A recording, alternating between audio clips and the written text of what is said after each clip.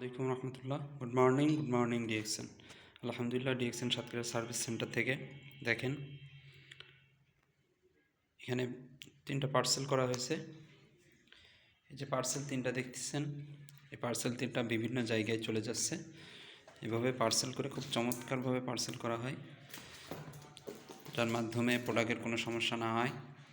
এই জন্য খুব চমৎকারভাবে পার্সেল প্যাকেটিং করা হয়। দেখেন, এই পার্সেল বিভিন্ন জায়গায়, বিভিন্ন দেশে, বিভিন্ন জেলায়, বিভিন্ন বিভাগে চলে যাচ্ছে।